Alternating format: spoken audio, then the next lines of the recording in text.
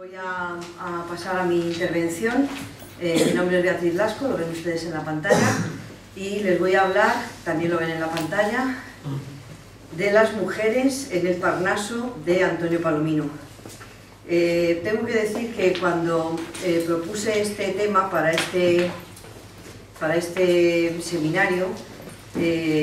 esperaba otra cosa. Pensaba que Palomino me iba a dar mucho más juego. Es verdad que que conocía bien Palomino, pero bueno, pues estas cosas que lees lo que te interesa en cada momento y a veces haces una, de eso que decimos lectura transversal, cuando realmente es que no hemos leído a fondo un trabajo. Y ahora por lo menos sí que me he leído a fondo Palomino y creo que sí da bastante juego. Bueno, yo voy a explicarles el juego que a mí me ha dado y a ver qué les parece a ustedes. Esta es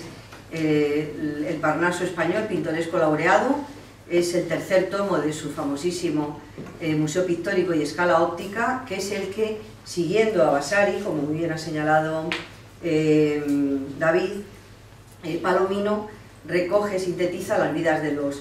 los pintores. Me he referido antes a Palomino como un copión, sin que esto sea ni escandaloso ni una novedad extraordinaria, porque realmente es lo que hace mayoritariamente, copia vidas anteriores y además sin citarlas, por lo menos en el caso del bueno de Lázaro Díaz del Valle, pues no lo cita. Lo cita para criticarlo. Bueno, lo cita efectivamente al principio para criticarlo mucho, pero luego después, con algún caso estrepitoso que citaré, aunque es muy conocido, procura evitar citar sus fuentes. En algunos casos es necesario, sobre todo cuando se refiere al padre del género de las vidas. Es verdad que previamente ha citado David a Vasari, como no podía ser de otra forma, como el primero que biografía, bueno sí, siguiendo efectivamente la estela de Plinio el Viejo, que él también lo ha dicho. Vasari, en las dos ediciones de sus vidas, 1550-1568, ya introduce dentro de los eminentes pintores, arquitectos, pintores y escultores florentinos, ya introduce la primera edición algunas mujeres artistas, pero exactamente las mismas que había citado Plinio el Viejo, y lo hace como una relación, y hay que esperar hasta la segunda edición, la de Florencia de 1568, que tienen ustedes en pantalla, para que Vasari añada otras biografías. Tienen ahí la relación, algunas son muy conocidas: Lavinia Fontana, Elisabetta Sirani, Sofonis Banguisola, que también hablaremos a continuación de ella, o la escultora, y como tal un caso más raro, Propercia de Rossi. Sin embargo, yo voy a mencionar a las tres primeras que están ahí referidas, porque creo que de alguna forma sintetizan y en ese sentido son casos modélicos o ejemplares respecto a las distintas vías por las que una mujer podía acceder al campo de la pintura. La primera de ellas es Plautila Nelli, otra Plautila, no esta Plautila Bricci, arquitecta o arquitecto o arquitecta, sino Plautila Nelli. Es una monja pintora, una dominica, cuyas obras, aquí tienen ustedes dos de ellas, obras que evidencian lo más evidente de todo, y es que pintaba igual que sus colegas pintores. Es decir, que podemos decir que son de Plautila Nelli, pero podríamos decir también que son de un maestro pintor, seguidor de, como es evidentísimo, de las corrientes más modernas y más actuales de la Florencia de la época. Entre otras, creo que es evidentísima la influencia de Leonardo. Bueno, Plautila Nelli precisamente reunía dos condiciones, ha hablado también de ello David, aunque yo en eso querría después entrar en el debate. Tenía dos condiciones que condicionaron, determinaron su vida: una, su naturaleza femenina, y la otra, su condición religiosa. Lo condicionan respectivamente, condicionan dos circunstancias fundamentales para un pintor: el estudio de la anatomía humana, que estaba vedado a las mujeres por motivos morales, y teóricamente la circunscripción a temas religiosos, porque claro, ¿qué va a pintar una monja dentro de un convento si no son temas religiosos? Hay que decir, aunque traía otro texto más largo que después he recortado, pero sí recuerdo la anécdota como para contarla y me parece significativa. Los biógrafos de Plautila señalan que tuvo que pintar, que no dejaba de ser un tema religioso, un Cristo muerto, un Cristo yacente. Claro, ahí se le plantea un problema porque ella no tiene modelo, es decir, un desnudo masculino en el que fijarse. ¿Qué hizo? Bueno, pues dijo, voy a mirar el cadáver de una monja y así pues hago. Entonces sus mismas monjas, pero sobre todo la historiografía artística del 19, en las biografías que dedica a Plautila Nelli, dicen que no pintaba Cristos, sino que pintaba Cristas. Esto mismo, la pintura que hace, el hecho de que sea una pintura esencialmente religiosa, indica o hace,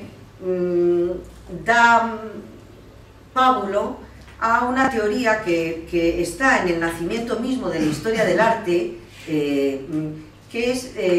la teoría o la idea del estilo femenino, es decir, una categoría estilística, la de lo femenino, que se caracteriza por una pretendida candidez, intimismo y dulzura, en contraposición a un presunto estilo masculino, caracterizado esta vez por su bizarría, su fuerza y su heroísmo, idóneos, este último, para tratar grandes temas artísticos como la historia sagrada y profana o la mitología. Claro, esta idea, este tópico, sirvió también, de paso, no solamente para relegar la pintura hecha por mujeres a esa categoría de lo femenino, lo dulce. Vuelvo a preguntar lo que he preguntado antes, ¿qué es del bueno de Watteau? Que no se distingue precisamente por su bizarría, pero bueno, decía que de paso esta división historiográfica sirvió para relegar a las mujeres pintoras a temas menores, absolutamente secundarios e irrelevantes, aunque yo creo que no lo son en absoluto y cada vez menos, como eran los bodegones y los retratos. Bueno, lo cierto es que Plautila tuvo varias discípulas, enseñó a pintar al menos a otras 6 mujeres, aunque a mí no me interesa tanto en este caso el ejemplo concreto de Plautila como el modelo que ella, en mi opinión, representa, que es esta forma de acceso a la pintura a través de la profesión religiosa, a través del convento. Otro caso ejemplar en este sentido, del que nos habla Vasari,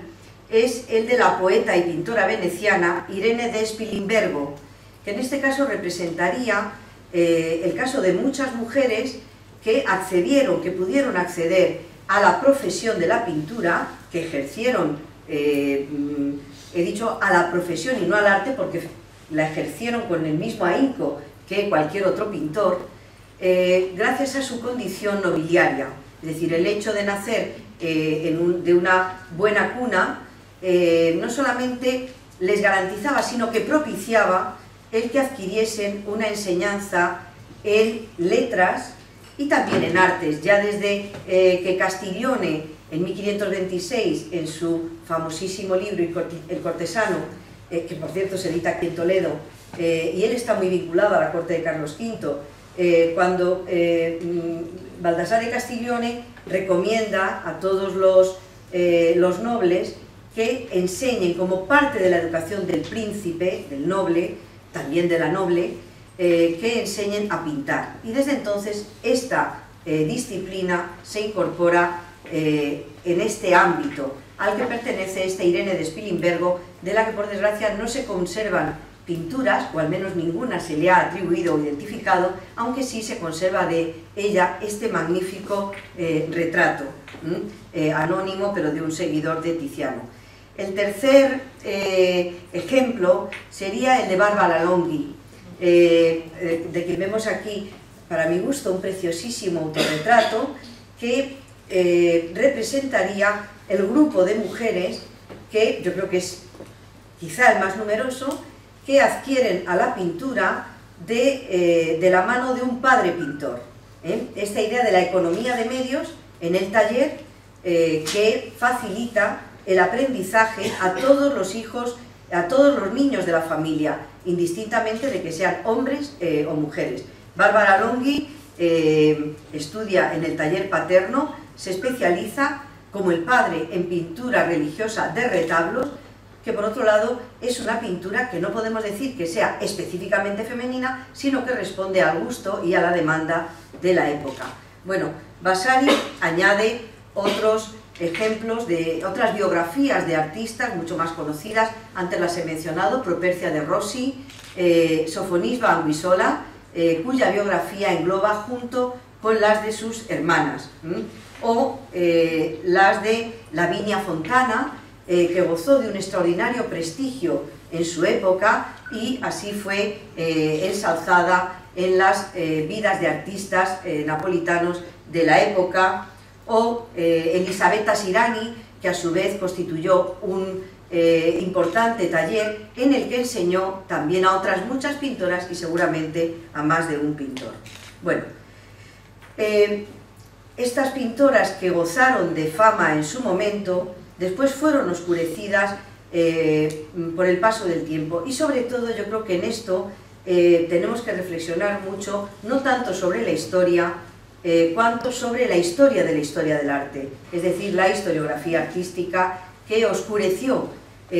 los nombres de muchas de estas artistas, atribuyendo sus obras. Esta mañana se ha citado a Judith Leister. La mayor parte de las obras de Judith Leister se atribuyeron a Frans Hals, porque dada su extraordinaria calidad no podían pensar los padres de la historia del arte que fuese obra de una pintora que, sin embargo, sabemos fehacientemente que tuvo taller propio y enseñó a pintar a muchos pintores. Bueno, a diferencia de Vasari, y voy ya con Palomino, Palomino solamente incluye la biografía de 3 mujeres. Sofonisba Anguissola, aquí la vemos en una preciosísima obra, Partida de ajedrez, representada junto con sus hermanas, ellas mismas a su vez pintoras, y con una de las criadas de la casa. Incluye también a la famosa Luisa Roldán, la Roldana, ya nos han hablado esta mañana estupendamente de ella. Hay que decir que al hablar de Sofonisba, Palomino sigue prácticamente al pie de la letra las noticias que daba Vasari de Sofonisba, y de hecho, como Vasari, hace también una biografía conjunta de todas las hermanas. En el caso de Luisa Roldán, es evidente que la conoce de una manera directa, habla mucho de la extraordinaria calidad de su obra y al mismo tiempo del temor me refiero en el sentido piadoso que infundían sus magníficas obras. Incluye una tercera y fabulosa artista, Sofonisba Gentilesca, ven ustedes que es como una especie de centauro de la pintura, que nos lo desveló muy bien David al publicar la obra de Díaz del Valle, porque surge de un error de Díaz del Valle, es una mala lectura que hace de Díaz del Valle. Pero bueno, tiene gracia que sea este compendio de Sofonisba y de Artemisia, igual que yo creo que bastante llamativo que Palomino no mencione a Artemisia Gentileschi, que es una pintora ya famosa. Es verdad que él solamente habla de artistas, pintores españoles, aunque su criterio es extenso, y podía haber hecho mención porque él conoce muy bien la colección real, y esta mañana se ha mencionado que Felipe IV, en aquella gran campaña que hizo para decorar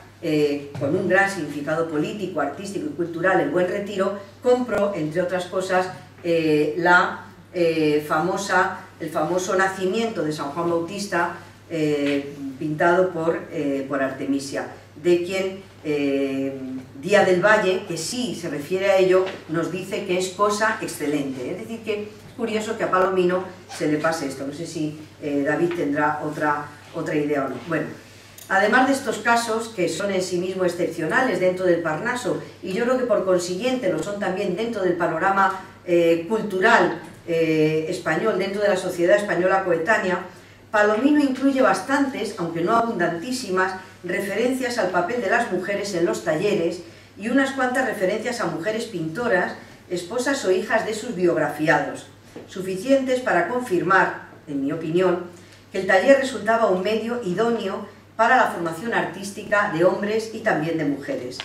La proximidad, el roce continuado y la propia economía de medios que dictaba la necesidad favoreció que pintores y pintoras accediesen a menudo a la pintura de la mano de un pariente pintor en primer grado, habitualmente el padre, y se formasen en el taller familiar, una estructura de producción organizada que gozaba de plena vigencia en Madrid y en otros lugares de España y de Europa.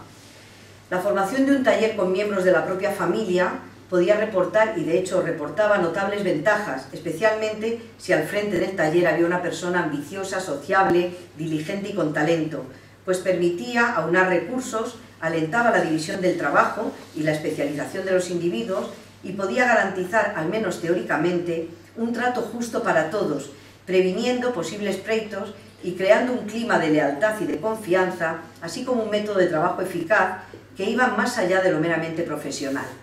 Bueno, creo que ha estado saliendo esto durante todos estos días, ¿no? Y también yo creo que en la historia, es verdad que nosotros no podemos historia del pasado con nuestros ojos de hoy, pero en parte creo que sí podemos aplicar ciertas fórmulas de comportamiento que vienen dictadas por el sentido común. Yo tengo un taller de pintura o un taller de escultura o un obrador de albañilería y resulta que tengo 12 hijas y que de esas 12 hijas, 2 son porque sí, porque trastean y una pues pinta continuamente o está continuamente. Pues yo creo que el padre, como hay muchísimos ejemplos a lo largo de la historia,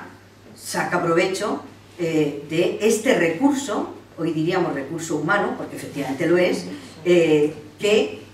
tiene a su alcance.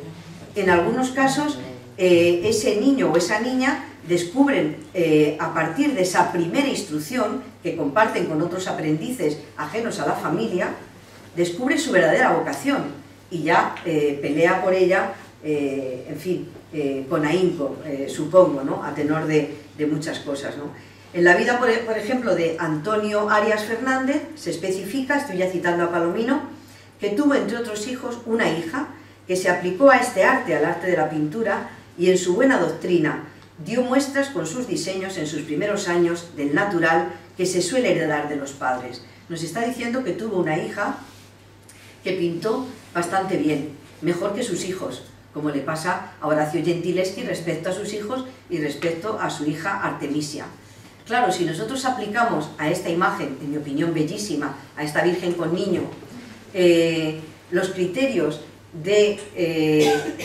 los padres de la historiografía artística, esos criterios sobre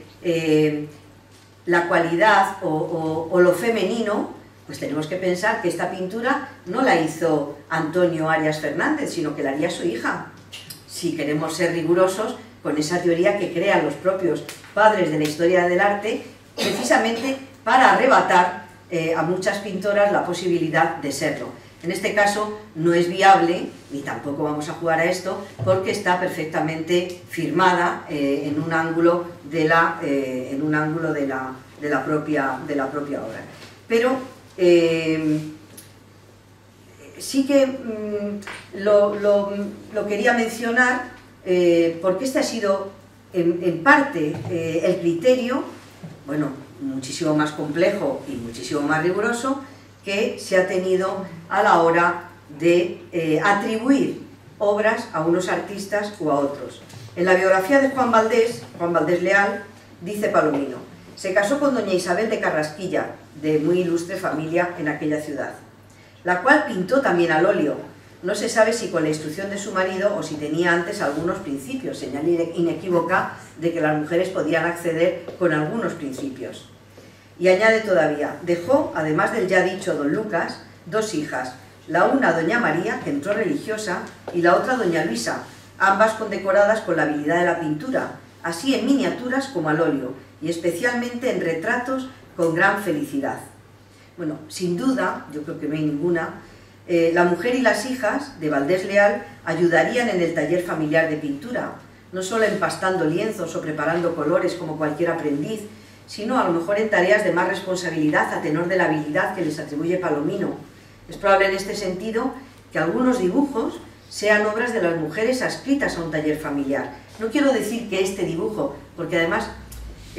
no soy especialista en pintura, no soy experta en dibujos, quizá tengo la audacia del ignorante, pero me pregunto, los dibujos son mayoritariamente obra de taller, no obra de taller, es un instrumento, otra cosa es la traza maestra que se hace con todos los medios de los que dispone el artista para seducir, permítanme la expresión, al comitente y lograr el encargo de una obra. Pero otros muchos dibujos, otros muchos bocetos son instrumento de taller, generalmente anónimo, que servían para ayudar a componer una escena o para facilitar la ejecución de detalles. Bueno, si la mujer ayudaba en otras cosas y si era, ¿cómo se dice?, hábil dibujando, ¿por qué no? Muchos de estos dibujos anónimos no podemos pensar también en atribuírselos a ellas, ¿no? Insisto que el método del atribucionismo, que ha dado obras espléndidas y grandes frutos, también es verdad que ha privilegiado a los grandes maestros y ha ocultado a las mujeres artistas. El escultor Pedro de Mena, según Palomino, tuvo el gusto de enseñar a 2 hijas suyas tan notable arte, que aprendieron con primor, es decir, que fueron realmente formadas a conciencia. Y después entraron religiosas de la Sagrada Orden del Císter, las cuales pasaron por fundadoras a la ciudad de Granada. Sabemos por muchos ejemplos que no entraban dentro de los conventos femeninos de clausura hombres, desde luego artistas, a pintar. En el caso de Santa Teresa, su vera efigie tuvo que pintarla un miembro de la propia orden, Fray Juan de la Miseria, a su vez carmelita, porque gracias a esta condición se obtuvo un permiso para que él pudiese entrar al recinto monástico y pintar a Santa Teresa contra su voluntad, porque ella no quería. Pero lo normal era que las obras devocionales de los conventos, salvo las que entraban por donación o por dote o de otras formas, algunas estuviesen a cargo de las propias monjas pintoras. Bueno, todos conocemos al escultor Pedro de Mena. Vuelvo a decir que no soy, vamos, que sé de Pedro de Mena probablemente menos que muchos de ustedes que están ahí sentados. Y desconozco si está documentada esta obra, que a lo mejor me dicen, no, está perfectamente documentada, que es de Pedro de Mena. Pero si no fuera por eso, hija que aprende la escultura con primor, que profesa en un monasterio y hace un San Juanito, no sé, me parece casi blanco y en botella. No digo que lo sea, digo que hay esta posibilidad y que digo que es con este punto de vista con el que tenemos también que acercarnos a muchas obras de arte que están huérfanas de autoría o con una autoría que necesita revisión. Bueno, Pedro Roldán, esto lo sabemos muy bien, ya se ha dicho esta mañana, enseñó el oficio de escultor a sus hijos varones y también a su hija Luisa, que fue sin duda la más adelantada de todos, dirigió su propio taller y logró un gran reconocimiento en vida. Antes comentaba en el debate, y lo hemos visto a propósito de esta pintora referida por Vasari, en mi opinión, una de los medios más importantes que tuvieron no solamente las pintoras, sino también los pintores y en general los artistas, de zafarse de la autoridad de los gremios, allí donde estos tenían plena jurisdicción, fue desde luego en el ámbito de la corte o en el ámbito de la iglesia. porque ahí terminaba la jurisdicción de los gremios. Cuando un pintor, un escultor, un arquitecto, una pintora, una escultora, una arquitecta lograban un título que acreditaba su profesionalidad en una determinada arte, emitido por un organismo oficial como podía ser un cabildo catedralicio o la propia corte, ese título acreditaba su profesionalidad y le servía para medrar fuera de ese ámbito, y le servía también en ese sentido para superar las restricciones que imponía la jurisdicción de los gremios, donde, como digo, en muchos sitios estos primaban. Bueno, el pintor don Matías de Torres también tuvo 2 hijas, con la habilidad suficiente, dice Palomino, de pintar laminitas, aunque el caso más extraordinario, si aceptamos los parámetros de la historiografía tradicional y de muchos historiadores actuales anclados en metodologías pretéritas, es el caso de Gaspar de la Huerta, que es el que ven ustedes en pantalla. Gaspar de la Huerta, según Palomino, se acomodó en casa de Gesualda Sanchiz, pintora y viuda de Pedro Infant, en Valencia, también pintor. Y con ella aprendió Gaspar aquellos primeros rudimentos del arte que le pudo suministrar, dice Palomino, la corta pericia de su maestra. Bueno, a lo mejor no era tan corta cuando le enseñó a pintar. Dice también Palomino que Gaspar fue casado con una hija de la dicha Josualda Sanchiz, su maestra. En esta y en otras ocasiones Palomino refleja otra realidad propia de los talleres, que en este caso garantizaba su prosperidad y su continuidad, tanto como las obligaciones y compromisos contractuales. Me refiero a la utilización del matrimonio, de la que también se ha hablado esta mañana, para reforzar los vínculos de consanguinidad entre sujetos del mismo oficio. En los acuerdos matrimoniales es muy frecuente la endogamia profesional, es decir, que un maestro pintor prefería casar a su hija con otro pintor de un reputado taller, a fin de consolidar la posición de ambas familias y garantizar supervivencia en el competitivo mercado laboral, reforzando simultáneamente su capital humano y sus recursos. El matrimonio, que no tenemos que perderlo de vista, es un vínculo contractual, es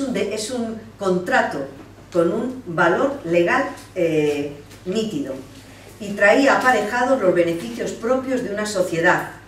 tales como el intercambio de instrumentos técnicos y libros. Yo creo que muchas veces cuando en la biblioteca de un artista, no estoy diciendo ya hombre o mujer, o en el inventario de bienes no encontramos libros, a veces es porque no leía. Yo también creo que es porque a veces tenemos que buscar en esas bibliotecas asociadas que eran comunes para toda la familia, para todo el conjunto asociado, ¿no? Bueno, decía, el intercambio de instrumentos técnicos y de libros, la ampliación potencial de comitentes, cuando se unían 2 familias de artistas, se ampliaba potencialmente el número de clientes de ambos, también el número de encargos, la disposición recíproca de bienes patrimoniales para fianzas. A veces se nos olvida que cuando se hacía un encargo, tanto si era una pintura como una escultura, no digamos ya una arquitectura, de bastante consideración económica, generalmente el artista tenía que presentar sus propios bienes como fianza, a cambio del encargo. Cuanto más fuerte fuera la sociedad,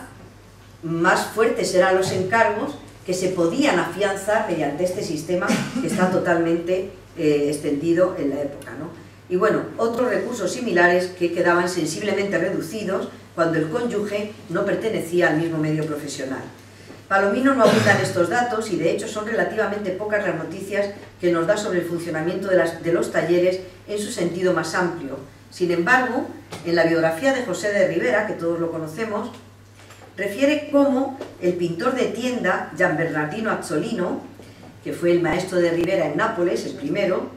tras comprobar la excelencia de Ribera en la pintura, le ofreció a su única hija en matrimonio para sellar un compromiso profesional beneficioso para ambas partes. Bueno, no sabemos si también para la hija, que se convertía ya en moneda de cambio. Tienen ustedes el texto que yo creo que no tiene desperdicio, ¿no? Dice, llegando como buen soldado a valerse de un pintor de honor público, llega sin reconocimiento, sin medios, y tiene que ir a un pintor de tienda. Le mandó pintar una cabeza para reconocer el grado de su habilidad, pero Ribera la hizo tan aventajada, con tan valiente manejo, que admirado y gustoso el referido artífice le regaló y acarició mucho, le lisonjeó, ¿no? Y habiéndole mostrado toda su casa y bienes, le dijo: todo lo que has visto y sabido de mis saberes, que eran bastantes, dice Palomino, será tuyo si quieres casarte con mi única hija, que me ha dado el cielo mediante santo matrimonio, para quien es todo cuanto tengo. Bueno, al principio, sigan ustedes leyendo, Rivera desconfía que le esté tomando un poco el pelo, ¿no? Dice, a ver si me está lisonjeando demasiado, pero cuando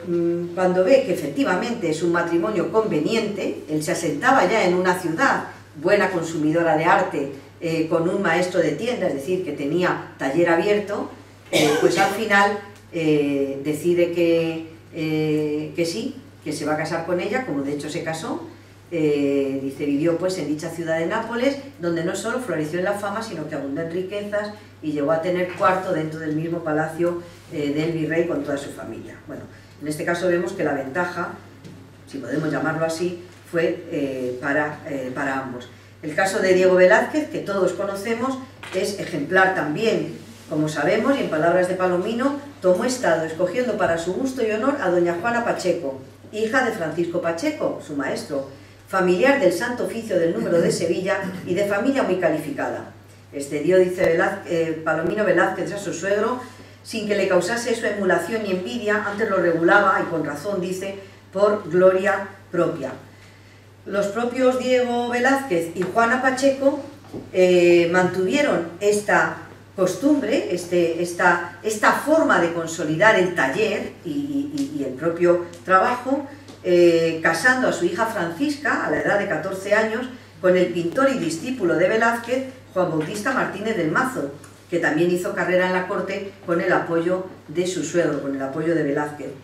Palomino refiere otros matrimonios de conveniencia, sellados a sí mismo para reforzar los obradores. Juan de Arellano casó en segundas nupcias con una pariente del pintor Juan de Solís. Bueno, yo no digo que no hubiese un amor verdadero, pero en fin, todo parece indicar que realmente son matrimonios que lo que consolidan es el desarrollo de un taller. Y Francisco Ricci concertó el matrimonio de su discípulo Isidoro Arredondo con una doncella que tenía acogida en su casa desde niña, que le había prohijado, estrechando de esta forma los vínculos con Arredondo, que a partir de este matrimonio se convirtió en el más estrecho colaborador de Ricci en los últimos años de su vida y fue uno de sus legatarios. Ahí tienen al final del párrafo que le dejó precisamente lo más preciado para un pintor, que fueron sus instrumentos y sus bocetos, ¿no? Sus útiles de pintura y sus bocetos. Sin oficio ni beneficio, muchas hijas de pintores, al igual que otras congéneres,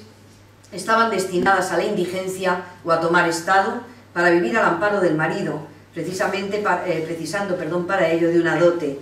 Eso lo cuenta a este respecto la noticia que ofrece Palomino en la biografía del pintor don Francisco Jiménez Maza, de quien no he encontrado ninguna imagen, he encontrado algunas pero muy malas. Dice, fue hombre poderoso y rico, así de lo que adquirió por su industria y profesión, como por la hacienda que heredó de sus padres, de suerte que dejó fundadas 2 obras pías en Zaragoza. La una para dotar hijas huérfanas de pintores para tomar estado, la otra de capellanías para estudiantes hijos de pintores. Bueno, de esta forma resume Palomino el destino natural de muchas mujeres respecto a los hombres y su falta de autonomía, que solo podían vencer en el mejor de los casos si disponían de fortuna propia o, en el peor de los casos, asociándose por vía de matrimonio con un varón. La biografía del pintor Esteban Marc, extravagante en el furor de las batallas, dice Palomino, nos pone al frente de otra realidad, la de la violencia de género, que debía estar también muy arraigada en la época y solía quedar impune al amparo de la moralidad vigente y del menosprecio cultural hacia las mujeres.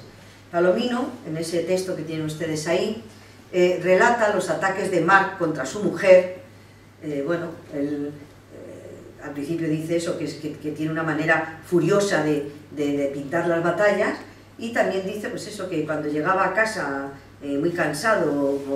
o en fin, o alterado, pues que la emprendía a golpes con la mujer. La mujer va al confesor. Yo cuando lo estaba leyendo, que estaban anunciando el Florido Pensil femenino, que está ahora en el teatro, pues me acordaba prácticamente pues de esa literatura franquista, que también relegaba no solamente a las mujeres, sino que también decía, pues nada, que había que acomodarse y procurar poner buena cara y en fin, y que no pasara nada, ¿no? Si ven ustedes el último párrafo, dice, ella estudió muy bien la lección, pues le salió siempre a la cara, que pensar domesticar a una fiera es trabajo inútil, sobrearriesgado, y así le sucedieron, dice Palomino, lances graciosísimos. Bueno, no sé dónde encontraría la gracia. Dice que por no ser muy decentes los omito. Bueno, es evidente, hay otros casos, ¿no? Pero este quizá es el más llamativo respecto a esta otra realidad también de las mujeres en la Edad Moderna. En la vida del pintor Alonso del Arco, Palomino nos da algunas claves sobre el papel de las mujeres en la administración del taller, aunque en este caso concreto lo utiliza para exculpar al pintor de la escasa calidad de algunas de sus obras, que achaca a la avaricia de su esposa. Es verdad que Alonso del Arco tiene pintura muy irregular, pero bueno, lo mismo se puede decir de muchos pintores. Hay muchos pintores que no resisten una monografía, nos lo demostró la de Valdés Leal, ¿no?, entre otras. No creo que haya que ver detrás de eso siempre la avaricia de la mujer, pues es también que depende de lo que paguen una obra, del tiempo que te den, de quién sea el comitente, son muchos factores. Pero a mí me interesa este párrafo porque creo que pone de manifiesto otra realidad que he podido constatar en otros medios, que es el papel, el protagonismo que adquiere la mujer en la administración de los talleres, o en la intendencia de cualquier negocio. Sabemos, por ejemplo, que José de Churriguera, salimos de la pintura y nos metemos en el campo de la escultura y la arquitectura, tenía un negocio muy rico, nada más y nada menos que el arriendo de los pinares de Balsaín, que se utilizaban para retablos, para mástiles de navío, es decir, que era una madera muy preciada, y cuando él huye a Barcelona con las tropas del archiduque, le confiscan todos sus bienes, menos ese que queda su mujer al cargo, porque ella era la titular, la beneficiaria, y quien realmente administraba ese negocio, que como digo era un negocio importantísimo, ¿no? Bueno, decía esto, que dentro del ámbito del taller, antes también se ha comentado, en el caso de la imprenta, pero fíjense en el caso de la pintura, en otros casos, incluso la escultura, muchos talleres están dentro, no diré que dentro del espacio doméstico, a no ser que seas cordonero, no haces tu trabajo dentro del salón de tu casa, pero sí que es frecuente, y lo sabemos fehacientemente por muchos artistas, estoy acabando, que... están dentro de la casa. Claro, muchos pintores tienen el taller dentro de la casa, entendiendo por casa todo el edificio. Claudio Coello, Teodoro Ardemas, muchos. De puertas para afuera, es verdad que la mujer legalmente no podía administrar bienes porque no tenía entidad jurídica, no podía tampoco firmar contratos. Vuelvo a decir, allí donde los gremios tenían plena capacidad jurídica. Pero dentro de casa, de puertas para adentro, con la privacidad que da el entorno doméstico, yo creo que sí, que ellas desempeñaban un papel, entre otras cosas porque, vuelvo a decir, el sentido común y la economía de medios hacía que un taller, tanto si era próspero como si era un taller mediano, no digamos ya el del pobre pintor de Antolínez, que nos ha mostrado, lógicamente, si tenía mujer mientras él pintaba, pues ella administraría los escasos bienes, lo que llamamos la intendencia, la administración del taller. En fin, si excluimos el intento fallido de la gentilesca, Palomino solo incluye las biografías de Sofonisba Anguissola y sus hermanas, para quienes sigue esencialmente, como he dicho antes, los datos de Vasari, y la vida de Luisa Roldán, a quien, como también he dicho, conoció personalmente. Ambas son artistas muy conocidas, ya hemos hablado de ellas, que ejemplifican estos dos pautas o dos modelos de actuación propios de las mujeres artistas en la Edad Moderna. Sofonisba y sus hermanas acceden a la pintura gracias a su origen nobiliario, que justifica también la presencia de aquella de Sofonisba en la corte española, donde pudo, como ya he dicho tantas veces, escapar a la presión, a la jurisdicción de los gremios y desarrollar libremente su profesión. Digo libremente porque la literatura coetánea también la menciona alguna vez, es decir, no era una pintora que tenía que pintar detrás de una cortina, sino que se reconoció en la corte y fuera de ella su habilidad como pintora, y lo mismo pasó con el caso de Luisa Roldán, que ejemplifica esa otra posibilidad, la de la formación artística que procuraba a las mujeres del Estado Llano un taller familiar. Luisa desde pequeña adquirió las enseñanzas y la técnica necesarias para formar su propio taller, enseñar a sus hijos, aunque tuvo también, como digo, que buscar el amparo de la corte para obtener ese título oficial que legitimaba ante propios y extraños el ejercicio profesional de la escultura, que la hizo tan famosa y que nos ha dado a nosotros obras tan buenas. Bueno, pues por mi parte eso es todo. Muchas gracias.